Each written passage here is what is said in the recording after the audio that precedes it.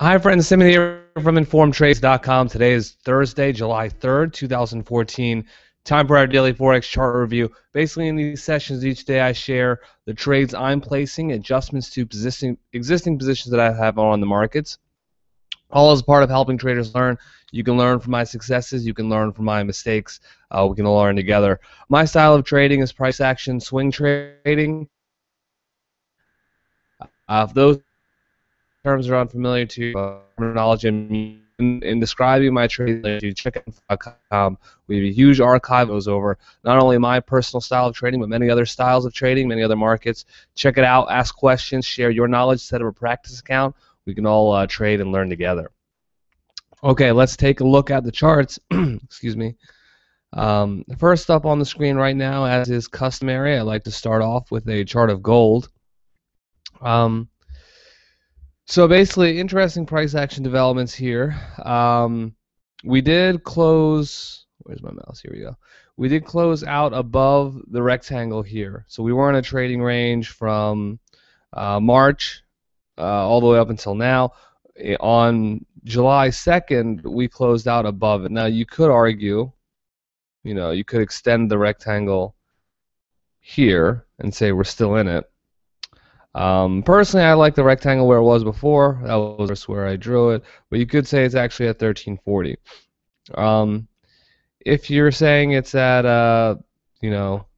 this level here, based on this high in April, if you're saying it's at 1326, we closed out above that. However, today's a big red candle, so this suggests to me that bears really came out. Once we closed above, once we're at this level, hitting this level really brought out the bears. So that sent price. Supply goes up, that sent price higher. Probably has a fair amount of profit taking. People watching this resistance level. And now we've fallen back to the 200 exponential moving average, this lime green line right here. I think it's important for the bulls to defend this. If they're not able to defend it, I think that could send price all the way back down to 1280, 1270. That range right around there. We'll see. A bunch of traders, a bunch of cycle people, Charles Nenner, Martin Armstrong are the two that come to mind. They've argued that gold will be forming a bottom on a cyclical basis in July, which is where we are. So let's see if that occurs. A bottom could mean, or a retest of the bottom could mean all the way back down to 1180. So we're still in the beginning of July. A 200 point move seems, or 150 point move seems a little unlikely, of course, at this time, but we are at the top of resistance. So let's see with what strength the bears come out. That's gold. Bitcoin. There was that auction yesterday. The U.S. government, U.S. Marshals, had auctioned off all the Bitcoin that had been seized. They were all purchased, or the winner of the auction all went to a venture capitalist out in Silicon Valley. That's being attributed to the cause of the rally in Bitcoin over the past couple days. I don't know if that's true. I know from a technical perspective, I think this is a really good formation, especially for those who bought on this dip, obviously. But this right here, we pulled back to the 50 simple moving average, right near the 50% moving average, 50% Fibonacci retracement from the swing low to swing high.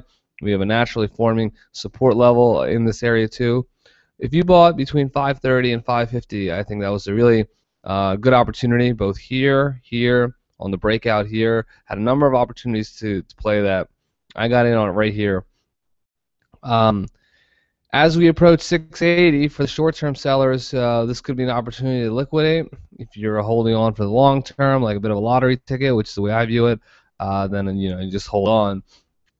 But for the short-term traders, 680, as we approach it, that's going to be interesting. I think that'll bring out a lot of bears, very similar dynamic to what we saw on gold at 1330.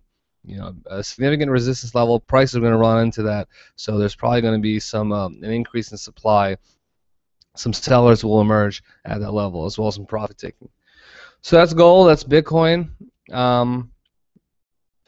My euro yen, I think I mentioned this, but I'll just mention it one more time. This was closed out at break even, so I had actually de-risked this trade. It's already stopped out, nothing to do here. But once I saw this, the hammers off these support of the support level, this orange line here. That was when I thought, okay, it looks like we might be rallying. Looks like bulls might be stepping in. So I de-risked the trade. It closed me out at break even. It might be time to enter again because we are approaching the 50 simple moving average. So let's see. It might be time to enter again. Yeah, let's see how today's candle closes, but we're getting near a pretty interesting price level. We have a resistance level here that we're at, 139.10, and the 50 simple moving average, so 139.45. So both those could lead to more bears coming in, more supply coming in, and price headed back down. We'll see. We'll keep an eye on that. No trade at the moment. Aussie Swiss. Okay, so there were big comments from Glenn Stevens, the head of the RBA, Reserve Bank of Australia, Australia's central bank. He basically said, you know, the Australian dollar should be weaker. We've heard similar comments from a lot of central bankers since the start of the crisis in 2008. Competitive devaluations, a lot of these bankers trying to devalue their currencies.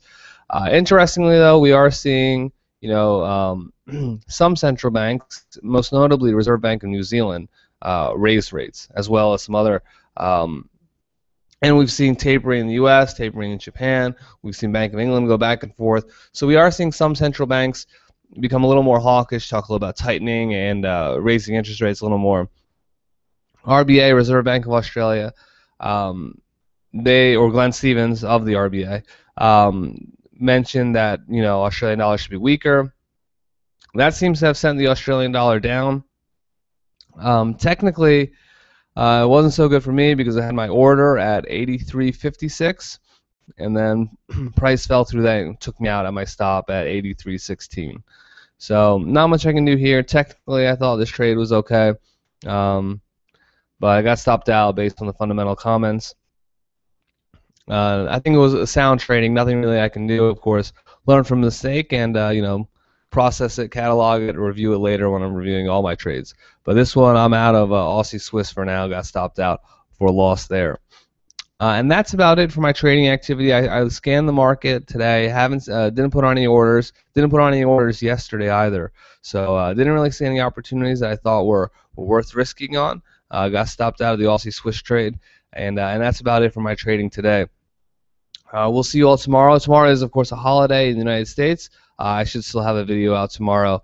Best of luck in your trading, and we'll see you tomorrow. Take care.